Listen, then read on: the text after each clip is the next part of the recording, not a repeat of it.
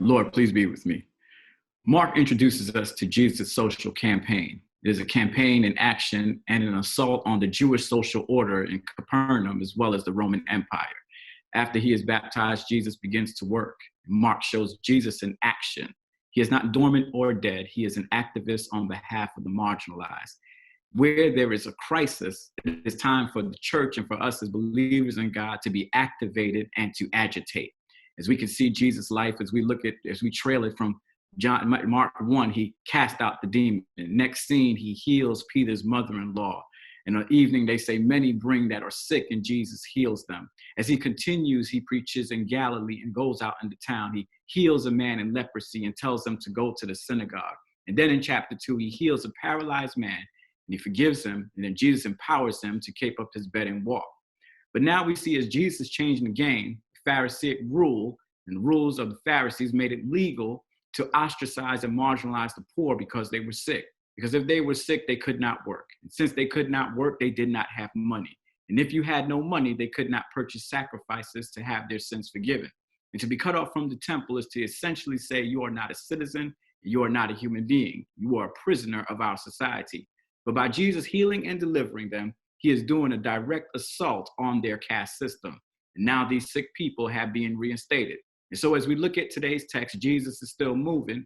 We discover that the Pharisees aren't on the same team. They are still playing their own game. Mark now tells us that Jesus and his boys are walking through some grain fields on the Sabbath day. As they are walking through the grain fields, they are breaking off heads of grain to eat. Then the Pharisees say, why are you breaking the law by harvesting grain on the Sabbath? But Jesus is showing us and revealing us to something more about the game. The Pharisees are not simply mad that Jesus is doing this on the Sabbath, but their indignation with Jesus is the fact that they are eating grain. One passage says they are trampling on it. Jesus and the disciples are destroying and eating the grain. They are destroying and eating the product. They are destroying and eating their profits. He is messing with their money. He is messing with their investments. He is touching their supply. History informs us that Pharisees advocated local distribution to ensure that provincial priests received their due grain. So there were a lot of politics and money involved in the grain. There was lobbying in the political arena for those that were done with the grain. But let me tell you something. Once we start messing with the money, folks gonna come after us. And so as Jesus responds, and pardon me as I paraphrase this, he says, I'm the HNIC, the head Nazarene in charge. I can do whatever I want. The disciples were picking and eating grain because it was accessible to them, and it was available. Pharisees were hoarding the resources for profit while people are going hungry. And we know that we can't have beloved community without beloved economy.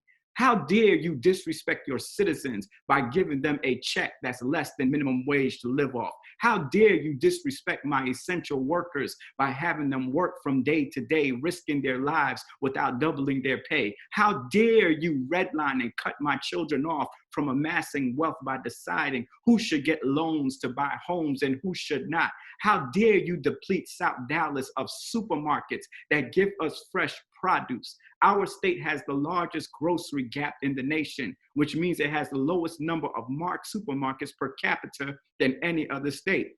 Jesus saying, you have resources, it's available, let my people have it. It's like the song says, ain't no fun if my homies can't have none. And right now, as we see in this political climate, that there are resources being held back because we are being used for profit and political gain. And then as I begin to close, Jesus informs them about the Sabbath. He says, look, I know that this is the Sabbath, that the Sabbath was made to meet the needs of the people and not the people meet the requirements of the Sabbath.